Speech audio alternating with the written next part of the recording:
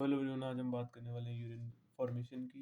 इससे पहले हमने क्या पढ़ा था? इससे पहले हमने पढ़ा था neuron which is also known as the microscopic structure. उसके बारे में हमने सबसे पढ़ लिया था, PCT, TCT and the LOH which is also known as the Henle's loop और द लूप ऑफ हेनले। तो आज हम पढ़ने वाले हैं फॉर्मेशन ऑफ द यूरिन की। हमारा जो नेफ्रॉन है उसमें यूरिन की फॉर्मेशन कैसे होती है। तो अगर हम फॉर्मेशन ऑफ द यूरिन की बात करें तो steps involve in the formation of the urine, there are basically three steps में यूरिन की फॉर्मेशन होती है। ठीक है, first step is the ultrafiltration and second step is the basically for the first step is the ultra sorry I stutter a lot ultrafiltration, tubular reabsorption and tubular secretion. ठीक है, 3 steps होते हैं। तो first step में क्या होता है? देखो, अल्ट्राफिल्ट्रेशन है ना, तो अल्ट्राफिल्ट्रेशन में क्या होगा? इसमें फिल्ट्रेशन होगी। बेसिकली क्या होता है कि ये आपका नेफ्रॉन का स्ट्रक्चर है। इसमें बेसिकली क्या होता है, ये आपका ग्लोमेरुलस है। ठीक है, इसको हम मालफिजियन बॉडी भी बोलते हो और इसको आपको और क्या बोलते हैं, इसको वुमेन्स कैप्सूल भी बोलते हो। 3 नेम्स होते हैं। अगर मैं से एक नाम से पुकारूँ तो चलो मैं इसे वुमेन्स कैप्सूल बोलता हूँ। तो ये वुमेन्स कैप्सूल है, ये इसमें आपका ग्लोमेरुलस है। ठीक है, और इसमें से जो यहाँ पे आपका एफरेंट आर्टरियोल है, आपका इफरेंट आर्टरियोल है। एफरेंट आर्टरियोल कौन सा होता है? जो आपका क्या ब्लड लेके आता है। और यहाँ पे इफरेंट आर्टरियोल कौन सा होता है? जो आपका ब्लड लेके जाता है। ठीक है, अब ब्लड आपका एफरेंट आर्टरियोल यहाँ से लेके आया ग्लोमेरुलस में गया और इसमें क्या होगा? यहाँ पे फिल्ट्रेशन होगी। वही हमारा स्टेप क्या, अल्ट्रा फिल्ट्रेशन। ठीक है, ब्लड यहाँ से आया, फिल्टर यहाँ से जो भी यहाँ पे क्या होता है कि ये जो ग्लोमेरुलस की मेम्ब्रेन होती है परमिएबल होती है। ठीक है, ये क्या करती है कि यहाँ से जो फ़िल्ट्रेट होगा ना, जो फ़िल्टर होने वाली चीज़ें होंगी ना, जैसे कि क्या प्लाज़्मा, ग्लूकोज़, ऐसी-ऐसी चीज़ें, ये फ़िल्टर हो जाएगी और नेफ्रॉन के अंदर चली जाएँगी टू द पीसीटी। ठीक है, और अगर हम बात करें जीएफआर की, सो व्हाट इज़ जीएफआर? कि जीएफआर ये होता है कि कितना फ़िल्ट्रेट फ़ॉर्म हो रहा है, ये कितना फ़िल्ट्रेट ग्लोमेरुलस से जा रहा है to the PCT in the या कितना फ़िल्ट्रेट फ़ॉर्म हो रहा है इन द 1 मिनट। ठीक है, 1 मिनट में कितना होता है फ़िल्ट्रेट फ़ॉर्म ग्लोमेरुलस में? 125 मिलीलीटर पर मिनट। ठीक है, 125 ml of the basically filtrate is forming in the what? 1 minute. और अगर 1 दिन की बात करें, 1 दिन में कितना होता है? 180 लीटर। ठीक है, 180 लीटर पर डे इतना ब्लड फ़िल्टर हो जाता है। ठीक है, इतना तो हमारी बॉडी में भी नहीं होता है, बट ये वही वही चीज़ कंटिन्यूअस रिपीटेशन में चल रही है तो 180 लीटर ब्लड अप्रॉक्स फ़िल्टर हो जाता है। ठीक है, अगर हम ऑस्मोलैरिटी के पर्सपेक्टिव से देखें तो जब ब्लड एफरेंट आर्टरियोल से आ रहा है तो उसकी ऑस्मोलैरिटी 300 मिली ऑस्मोल है। ठीक है, और जब वो फ़िल्टर जब हो जाता है ना, और जो फ़िल्ट्रेट होता है, जो फ़िल्ट्रेट की ऑस्मोलैरिटी कितनी होगी? ये भी 300 मिली ऑस्मोल पर लीटर होगी। इसका जो रिलेशन है ना ऑस्मोलैरिटी का, ये हम बाद में पढ़ेंगे in the second step which is also known as the tubular reabsorption. ठीक है? So basically, what is written here? The 1/5 of the blood is pumped by the heart per minute and reaches it to the kidney for ultrafiltration. देखो क्या होता है ना, ये यहाँ पर एफरेंट आर्टरियोल से जो भी ब्लड है, ये बेसिकली क्या होता है, हमारा हार्ट कितना ब्लड पंप करता है 1 मिनट के अंदर? उसको हम बोलते हैं कार्डियक आउटपुट। वो होता है 5 लीटर। ठीक है, मतलब कार्डियक आउटपुट का मतलब है हमारा हार्ट कितना ब्लड पंप करता है 1 मिनट के अंदर। ठीक है, अगर हम बात करें वो कितना होता है 5 लीटर्स और 5000 ml होता है। ठीक है, तो 5000 ml ब्लड हमारा हार्ट पंप कर रहा है 1 मिनट के अंदर। तो क्या होगा कि उसमें से एक 1/5, ठीक है, उस 5 लीटर में से 1/5 हिस्सा यानी कि 1100 से 1200 ml। ठीक है, 5000 का 1/5 क्या होगा? ये 1200 लिखा है मैंने यहाँ पे। 5000 का 1/5 क्या होगा? 1100 से 1200 ml। वो क्या जाएगा कि वो किडनी को जाएगा अल्ट्रा फिल्टरिंग। मतलब यहाँ से टोटल कितना ब्लड आ रहा है? 1/5 वो 1100 से 1200 ml। और 1100 से 1200 ml 1 मिनट के अंदर अगर आप कैलकुलेट करके देखोगे तो वो होगा, ठीक है, वो होगा आपका कितना 125 ml। ठीक है, और एक दिन के अंदर कितना होगा? 180 लीटर पहुंच जाएगा वो। ठीक है, ठीक है, अगर आप बात करें तो इधर क्या बात की जा रही है कि एक फिर 1100 से 1200 ml जाएगा ब्लड किडनी में और उसकी अल्ट्रा फिल्ट्रेशन होगी। ठीक है, और इधर ये बोला कि only plasma part gets filter leaving the proteins and the blood gets filter due to the pressure. यहाँ से जो एफरेंट आर्टरियोल से ब्लड आ रहा है ना, which it is coming because of the pressure. ठीक है, प्रेशर यहाँ पे पुश होगा और फिर ये ब्लड ग्लोमेरुलस में जाएगा। ठीक है, और only the plasma part will get filter, यहाँ पे प्लाज्मा फिल्टर होगा, ठीक है। अब what is GFR? GFR is also known as the glomerular filtration rate and which is also known as the amount of the filtrate formed in the 1 minute, कि कितना filtrate form हो रहा है 1 minute के अंदर, ठीक है।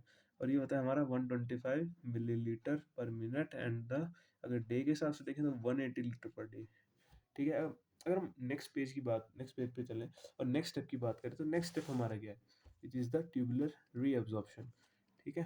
तो नेक्स्ट पेज के ऊपर चलते हैं। तो यहाँ पे हमारा ट्यूबुलर रीअब्जॉर्प्शन स्टेप आ चुका है, और हमारा ट्यूबुलर रीअब्जॉर्प्शन स्टेप ये बोल रहा है कि इसमें मतलब हमारे नेफ्रॉन के अंदर किन चीज़ों की रीअब्जॉर्प्शन होती है और कैसे होती है, ठीक है। और इसमें हम ऑस्मोलैरिटी का फंक्शन या ऑस्मोलैरिटी का रिलेशन भी पढ़ेंगे। तो ट्यूबुलर रीअब्जॉर्प्शन मेरे को क्या बोलने की कोशिश कर रही है कि ट्यूबुलर रीअब्जॉर्प्शन, सबसे पहले तो हम बात करते हैं नेफ्रॉन के पार्ट्स की। तो नेफ्रॉन में कौन कौन से पार्ट्स होते हैं? एक होता है आपका पीसीटी, एक होता है आपका, उसके बाद अगर हम बात करें टोटल लूप जैसा स्ट्रक्चर, जैसे आप बोलोगे लूप ऑफ हेनले, और इसके बाद वाला स्ट्रक्चर है, ये क्या है, ये डीसीटी है। So what is PCT? PCT is also known as the proximal convoluted tubule. And अगर इसके बाद हम किसी स्ट्रक्चर की बात करें, तो इसके बाद कौन सा स्ट्रक्चर आता है, DLOH, which is also known as a descending loop of Henle. और उसके बाद आता है आपका असेंडिंग लूप ऑफ हेनले, ठीक है, ठीक है। तो अब देखो उसके बाद क्या आएगा, उसके बाद आपका आएगा DCT, which is also known as a distal convoluted tubule. और उसके बाद आपका कलेक्टिंग डक्ट आता है, ठीक है। मैंने आपको ये भी बताया था कि कलेक्टिंग डक्ट से कई सारे नेफ्रॉन अटैच होते हैं, ठीक है। अगर हम बात करें यहाँ पर कि जब आपका देखो यहाँ इस वाले पेज पे जब हमने बात की थी एफरेंट आर्टेरियोल से ब्लड आया ग्लोमेरुलस में और चला गया फिल्टर होके, पर जो फिल्ट्रेट फॉर्म होगा, फिल्ट्रेट देखो यहाँ से फिल्ट्रेट फॉर्म हो गया, इसकी ऑस्मोलैरिटी कितनी थी, 300 मिली ऑस्मोल। अगर आपने एक चीज़ याद रखनी है, आपने यहाँ पे फिल्ट्रेट की ऑस्मोलैरिटी कितनी, 300 मिली ऑस्मोल। अगर हम बात करें, अब यहाँ पे एक स्टेप होगा, यहाँ पे क्या स्टेप होगा कि जो प्रॉक्सिमल कॉन्वोल्यूटेड ट्यूब्यूल है, अगर आप पिछले लेक्चर से रिकॉल करने की कोशिश करोगे, तो उसमें क्या होता है कि प्रॉक्सिमल कॉन्वोल्यूटेड ट्यूब्यूल के अंदर मैक्सिमम रीअब्जॉर्प्शन टेक प्लेस करती है, ठीक है। अगर मैं बात करूँ प्रॉक्सिमल कॉन्वोल्यूटेड ट्यूब्यूल की, यहाँ पे सबसे ज़्यादा रीअब्जॉर्प्शन टेक प्लेस करती है, यहाँ पे एक्टिव एब्जॉर्प्शन भी टेक प्लेस करती है और पैसिव एब्जॉर्प्शन भी टेक प्लेस करती है।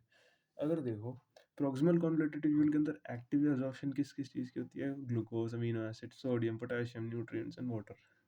और पैसिव एब्जॉर्प्शन किस चीज़ की होती है, urea, bicarbonate ions and the chlorine ions. Bicarbonate मतलब HCO3 बाइकार्बोनेट का सिंबल होता है, ठीक है, HCO3 नेगेटिव। अगर हम बात करें इधर, तो इधर क्या होगा कि बेसिकली इधर ऑस्मोलैरिटी का चेंज नहीं आएगा प्रॉक्सिमल कॉन्वोल्यूटेड ट्यूब्यूल के अंदर, ठीक है। यहाँ पर 300 मिली ऑस्मोल थी, यहाँ पर प्रॉक्सिमल कॉन्वोल्यूटेड ट्यूब्यूल के अंदर 300 मिली ऑस्मोल रही। ग्लोमेरुलस के अंदर आपकी ऑस्मोलैरिटी कितनी थी, 300 मिली ऑस्मोल। और इधर जो भी एब्जॉर्प्शन हुई एक्टिवली पैसिवली, तो यहाँ पर क्या हुआ, 300 मिली ऑस्मोल रहेगी आपकी ऑस्मोलैरिटी, ठीक है। अब डिसेंडिंग लूप ऑफ एनएलए के अंदर जाएगा आपका फिल्ट्रेट, और इसका यूरियन बोल लो, एक तरह से फिल्ट्रेट बोल लो, क्योंकि filtrate is a good term कि अंडरस्टैंड करने के लिए कि आपको फिल्टर हो के आ रहा है ना आपका सब कुछ, ठीक है। अब डिसेंडिंग लूप ऑफ एनएलए के अंदर जाएगा, डिसेंडिंग मतलब ये नीचे को जा रहा है, ठीक है। असेंडिंग मतलब ये ऊपर को जा रहा है, ठीक है। डिसेंडिंग लूप ऑफ एनएलए के अंदर क्या होगा, वाटर की रीअब्जॉर्प्शन होगी, वाटर की रीअब्जॉर्प्शन, ठीक है। यहाँ पे क्या होगा, H2O is reabsorbed because in the DLOH electrolytes are impermeable, ठीक है। वाटर क्यों अब्जॉर्ब होगा, अगर यहाँ पे एक रीजन आए तो वाटर की रीअब्जॉर्प्शन यहाँ पे क्यों होती है, कि बेसिकली यहाँ पर क्या होता है कि जो इलेक्ट्रोलाइट्स होते हैं ना, वो यहाँ पे इम्परमिएबल होते हैं, कि ये इस मेम्ब्रेन को DLOH की या क्या डिसेंडिंग लूप ऑफ एनएलए की मेम्ब्रेन को इलेक्ट्रोलाइट्स पास नहीं कर पाते हैं, या इम्परमिएबल होते हैं, ठीक है। और वाटर क्या होता है, वो परमिएबल होता है, इसलिए वो पास कर जाता है, रीअब्जॉर्ब हो जाता है, ठीक है। तो यहाँ पर होगी आपकी क्या, आपकी वाटर की रीअब्जॉर्प्शन। और अगर वाटर की रीअब्जॉर्प्शन यहाँ पर होगी, तो देखो यहाँ पर क्या होगा, ये आपका ये आपका DLOH है ना, DLOH डिसेंडिंग लूप ऑफ एनएलए, और ये आपका ALOH है। यहाँ से क्या होगा कि वाटर निकल जाएगा, और यहाँ पर क्या रह जाएंगे, इलेक्ट्रोलाइट्स, जैसे Na पॉजिटिव Cl नेगेटिव। अगर इलेक्ट्रोलाइट्स अगर यहाँ पर रह जाएंगे तो यहाँ पे क्या होगा, इलेक्ट्रोलाइट्स की कंसंट्रेशन बढ़ जाएगी, ठीक है। मतलब यहाँ पर क्या होगा, अगर इलेक्ट्रोलाइट की कंसंट्रेशन बढ़ेगी तो यहाँ पे ऑस्मोलैरिटी भी इंक्रीज हो जाएगी। तो यहाँ पर क्या होगा बेसिकली, यहाँ पे जब आपकी ऑस्मोलैरिटी इंक्रीज करेगी तो यहाँ पर क्या होगा कि आपकी ऑस्मोलैरिटी पहले 400 300, पहले यहाँ तक तो 300 थी ना, तो यहाँ पर आते आते क्या होगा कि 300 से जैसे 400 होगी, 600 होगी, 800 होगी, फिर 1000 तक पहुँच जाएगी। और आपके फिर जब ये असेंडिंग लूप ऑफ एनएलए में जाएगी ना, तो असेंडिंग लूप ऑफ एनएलए में बेसिकली क्या होगा, जो असेंडिंग लूप ऑफ एनएलए में कि यहाँ यहाँ पे वाटर की रीअब्जॉर्प्शन हुई ना, यहाँ पर क्या होगा कि यहाँ पर बेसिकली इलेक्ट्रोलाइट्स की रीअब्जॉर्प्शन होगी। तो समझ लो एक सेकंड के, यहाँ पर क्या होगा, यहाँ पे इलेक्ट्रोलाइट्स निकल जाएंगे जैसे Na पॉजिटिव Cl नेगेटिव। अगर यहाँ से यहाँ पर इलेक्ट्रोलाइट्स निकल गए तो यहाँ पे बच क्या गया, वाटर, वाटर निकल गया, वाटर बच गया, यहाँ पे बचा कुचा। तो वहाँ यहाँ पर क्या होगा, ऑस्मोलैरिटी कम हो जाएगी, क्योंकि सादा पानी बच गया तो ऑस्मोलैरिटी कम हो जाएगी, ठीक है। मतलब ऑस्मोलैरिटी डिपेंड किस पे करती है, ये वो वाटर और इलेक्ट्रोलाइट्स के बैलेंस पे, ठीक है। अगर हम बात करें यहाँ पे, फिर यहाँ पे क्या होगा, यहाँ तक तो 1000 थी हमारी ऑस्मोलैरिटी, फिर यहाँ से क्या होगा, 1000 से फिर 8, मतलब वाटर बच गया हमारा, तो 1000 से फिर 800 होगी, फिर 600 होगी, फिर 400 होगी, फिर यहाँ तक आते आते 300 हो जाएगी डिसेंडिंग लूप ऑफ एनएलए तक। फिर यहाँ पर क्या होगा डिसेंडिंग लूप ऑफ एनएलए में, देखो क्या होगा यहाँ पे, कि यहाँ पर ना 2 हार्मोन्स एक्ट करते हैं, ठीक है। यहाँ पे पर बेसिकली हार्मोन्स को भी छोड़ो, पर यहाँ पर डिस्टल कॉन्वोल्यूटेड ट्यूब्यूल में क्या होगा कि स्पेसिफिक टाइप की रीअब्जॉर्प्शन होती है, which is also known as the conditional reabsorption, ठीक है। एक कंडीशनल रीअब्जॉर्प्शन यहाँ पे टेक प्लेस करती है कि यहाँ पर क्या होता है कि 2 हार्मोन्स आर रिलीज्ड, ठीक है। यहाँ पे 2 हार्मोन रिलीज होते हैं ना, कौन कौन से, एक एडिनोकॉर्टिकोट्रोपिक हार्मोन, सॉरी सॉरी गलत बोल दिया, एडिनोकॉर्टिकोट्रोपिक हार्मोन नहीं होता, वो अलग हार्मोन है। एक यहाँ पे एक स्पेसिफिक हार्मोन रिलीज होता है, वो होता है फ्रॉम द पोस्टीरियर पिट्यूटरी। अगर आपने पिट्यूटरी ग्लैंड का स्ट्रक्चर देखा होगा तो उसमें 2 लोब्स होते हैं, एक एंटीरियर पिट्यूटरी और एक पोस्टीरियर पिट्यूटरी। जो एंटीरियर पिट्यूटरी होता है वो फ्रंट वाला होता है, फ्रंट पार्ट होता है पिट्यूटरी ग्लैंड का, और जो पोस्टीरियर पिट्यूटरी होता है वो होता है बैक पार्ट, ठीक है। और देखो क्या होता है कि जो पोस्टीरियर एंटीरियर पिट्यूटरी होता है ना, उसमें ग्लैंडुलर टिश्यू होते हैं, और जो पोस्टीरियर पिट्यूटरी होता है उसके अंदर नर्वस टिश्यू होते हैं। तो इसीलिए उसका नाम ना न्यूरो हाइपोफाइसिस होता है, और जो एंटीरियर पिट्यूटरी होता है उसका नाम सॉरी एडिनो हाइपोफाइसिस होता है। तो पोस्टीरियर पिट्यूटरी से, जिसको हम न्यूरो हाइपोफाइसिस बोलते हैं, उससे एक स्पेसिफिक हार्मोन रिलीज होता है एडीएच। एडीएच की फुल फॉर्म क्या होती है, एंटी डाययूरेटिक हार्मोन, ठीक है। अब दूसरे ग्लैंड की हम बात करें तो एक होता है एड्रिनल कॉर्टेक्स, ठीक है। एड्रिनल कॉर्टेक्स से एक स्पेसिफिक हार्मोन रिलीज होता है, aldosterone, which is also coming in the class of which hormones, mineralocorticoids, ठीक है। अब 2 हार्मोन्स एडीएच और एल्डोस्टेरोन रिलीज हो चुके हैं हमारे 2 ग्लैंड से, कौन कौन से, एडीएच किससे रिलीज हुआ है, न्यूरो हाइपोफाइसिस से, और एल्डोस्टेरोन जो क्या है, जो एक मिनरेलोकॉर्टिकॉइड है, वो किससे रिलीज हुआ है, एड्रिनल कॉर्टेक्स से, ठीक है। ये 2 हार्मोन्स आ गए, एल्डोस्टेरोन एंड द एडीएच, ठीक है, एंटी डायूरेटिक हार्मोन।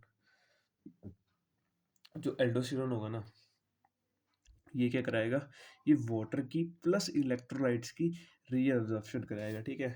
यहाँ पे वाटर की और इलेक्ट्रोलाइट्स की रीअब्जॉर्प्शन कराएगा, और यहाँ पे एंटी डायूरेटिक हार्मोन वाटर की कराएगा, ठीक है। तो यहाँ पे वाटर भी निकल गए, इलेक्ट्रोलाइट्स भी निकल गए, तो कुछ बचा नहीं। तो यहाँ तक तो हमारी ऑस्मोलैरिटी 300 थी। ये ऑस्मोलैरिटी का भी मैं आगे बताऊंगा, एक अलग से मैंने डायग्राम बनाया हुआ है, कोई बात नहीं। यहाँ पे 300 थी, तो यहाँ तक तो दो, मतलब यहाँ पे वाटर भी निकल गया, इलेक्ट्रोलाइट्स भी निकल गए, तो 300 300 रही, ठीक है। पर इसके आगे क्या होगा, इसके बाद आपका फिल्ट्रेट होगा, वो जाएगा आपका किस में, फिल्ट्रेट यानी यूरिन जाएगा आपका कलेक्टिंग डक्ट में। और कलेक्टिंग डक्ट में क्या होगा कि वाटर की रीअब्जॉर्प्शन हो जाएगी, ठीक है। अब वाटर की रीअब्जॉर्प्शन हुई तो इलेक्ट्रोलाइट्स बच के ऑस्मोलैरिटी बढ़ गई, तो 300 से 400, 800, 1000, फिर आपकी 1100, फिर 1200, ठीक है, ऑस्मोलैरिटी बढ़ जाएगी। अगर मैं बात करूँ, now I will talk about the what, अगर मैं यहाँ पे किस चीज़ की बात करूँ, ऑस्मोलैरिटी की बात करूँ, तो यहाँ पे ये सब कुछ सिस्टम यहाँ से लिंक है, ठीक है। वही सेम डायग्राम यहाँ यहाँ पर आपका फ़िल्ट्रेट जब एंटर करेगा आपका ग्लोमेरुलस में, तो इसकी ऑस्मोलैरिटी कितनी थी? 300 मिलिओस्मोल, ठीक है? और आपका जब पीसीटी के अंदर एंटर करेगा तो आपकी यहाँ पे एक्टिव एब्ज़ॉर्प्शन और पैसिव एब्ज़ॉर्प्शन आपकी इलेक्ट्रोलाइट्स की होगी और वाटर की भी होगी और कुछ और सब्सटेंसेस की होगी जैसे ग्लूकोज, अमीनो एसिड्स। पर बेसिकली हम वाटर और इलेक्ट्रोलाइट्स की बात करेंगे तो दोनों रीअब्ज़ॉर्ब हो गए, तो 300 ही मिलिओस्मोल रही। और फिर जब हम डिसेंडिंग लूप ऑफ एनएलए की तरफ बढ़ेंगे, यहाँ पे डीएलओएच का मतलब डिसेंडिंग लूप ऑफ एनएलए और एएलओएच का मतलब असेंडिंग लूप ऑफ एनएलए, ठीक है? कंफ्यूज नहीं होना है, ठीक है? अगर हम बात करें यहाँ पर कि यहाँ पर क्या होगा कि जो आपका यहाँ पे 300 मिलिओस्मोल थी ना, यहाँ पे डिसेंडिंग लूप ऑफ एनएलए में क्या होगा कि यहाँ पे वाटर की रीअब्ज़ॉर्प्शन हो जाएगी। तो यहाँ पर क्या होगा, वाटर निकल के इलेक्ट्रोलाइट्स बच गए तो क्या होगा, 300 से मतलब ऑस्मोलैरिटी बढ़ जाएगी, तो जैसे 400 होगी, 600 होगी, 800 होगी, 1000 होगी, ठीक है? फिर यहाँ पर हम बात करेंगे असेंडिंग लूप ऑफ एनएलए की। फिर असेंडिंग लूप ऑफ एनएलए में क्या होता है कि आपके इलेक्ट्रोलाइट्स बाहर निकल जाते हैं, जैसे Na पॉजिटिव और Cl नेगेटिव। तो इलेक्ट्रोलाइट्स निकल के वाटर बच गया, फिर ऑस्मोलैरिटी फिर घट जाएगी, फिर 1000 से 800, 600, 400 पहुँच गई, ठीक है? और फिर क्या होगा, आपका descending DC descending sorry not descending distal convoluted tubule में क्या होगा कि आपको दो हार्मोन्स एक्ट करते हैं, मैंने बताया था आपको। एक होता है एल्डोस्टेरोन और एक होता है एडीएच। एल्डोस्टेरोन और ADH which is also based on the conditional reabsorption, क्योंकि डीएसीटी में कंडीशनल रीअब्जॉर्प्शन होती है, तो ये क्या कराते हैं, दो हार्मोन वाटर और इलेक्ट्रोलाइट्स का दोनों का रीअब्जॉर्प्शन कराते हैं, ठीक है? तो वाटर और इलेक्ट्रोलाइट्स तो यहाँ तक तो 400 फिर 300 पहुंच गई, तो 300 की 300 रहेगी क्योंकि वाटर इलेक्ट्रोलाइट्स दोनों निकल गए तो कुछ बचा ही नहीं, ठीक है? और यहाँ पे कलेक्टिंग डक्ट में क्या होगा कि वाटर की रीअब्जॉर्प्शन फिर से हो जाएगी और क्या होगा, वाटर निकल के इलेक्ट्रोलाइट्स बच गए तो बढ़ जाएगी आपकी क्या, आपकी concentration of the what osmolarity. तो 300 से फिर 400 हो गई, 800 हो गई, 1000 हो गई, 1100 हो गई, 1200 हो गई, ठीक है? 1200 मिली ऑस्मोल पर लीटर, ठीक है? तो अगर हम बात करें नेक्स्ट स्टेप्स की, तो नेक्स्ट स्टेप हमारा क्या है, ट्यूबुलर सिक्रीशन। हमने अल्ट्रा फिल्ट्रेशन पढ़ लिया, हमने ट्यूबुलर रीअब्जॉर्प्शन पढ़ लिया, अब हम बात करेंगे कि सिक्रीशंस किस चीज़ की होंगी। सेम डायग्राम, सेम एवरीथिंग, ठीक है? पीसीटी आपकी क्या, व्हाट इज पीसीटी? पीसीटी क्या होता है, प्रॉक्सिमल कॉन्वोल्यूटेड ट्यूब्यूल। यहाँ पर किस चीज़ की सिक्रीशन होगी, एच पॉजिटिव आयन की, के पॉजिटिव आयन की और NH3 पॉजिटिव आयन की, हाइड्रोजन, पोटेशियम एंड ठीक है, NH3 अमाइन ग्रुप की, ठीक है? यहाँ पर क्या होगी सिक्रीशन, अमोनिया की बेसिकली। और यहाँ पे क्या होगा, असेंडिंग लूप ऑफ एनएल और डिसेंडिंग लूप ऑफ एनएल में नहीं होगी किसी चीज़ की सिक्रीशंस, पर क्या होगा यहाँ पे डीसीटी में क्या होगा, वही same cheese, hydrogen, potassium and ammonia, ठीक है? और यहाँ पर कलेक्टिंग डक्ट में क्या होगा कि यहाँ पे सिर्फ आपके पोटेशियम और हाइड्रोजन की क्या होगी सिक्रीशन, एच पॉजिटिव आयन की सिक्रीशन होगी, ठीक है? यहाँ पे लिखा हुआ है सेम पीसीटी, एच पॉजिटिव, के positive, NH3 positive, and in DCT H positive, के पॉजिटिव एंड NH3 पॉजिटिव। अब इन कलेक्टिंग डक्ट में क्या होगा, वही सेम के पॉजिटिव एंड एच पॉजिटिव। अब ये सिक्रीशंस होती क्यों है, ठीक है? अब ये सिक्रीशन इसलिए होती है कि हम आपकी जो फिल्ट्रेट है ना, यानी यूरिन, उसका एसिड बेस बैलेंस, यूरिन की पीएच एसिडिक होती है ना, ठीक है? तो बेसिकली उसका एसिड बेस बैलेंस मेंटेन करने के लिए, तो यही यही हमारे जो formation of the urine which is very crucial process is finished. और अगर आपको हमारी वीडियोस ज़रा सी भी हेल्पफुल लगती हैं या it is helping you in your academics, so please अगर आप एबल हैं तो फिर हमें सपोर्ट करें by subscribing in to our channel and liking it our videos. So thank you.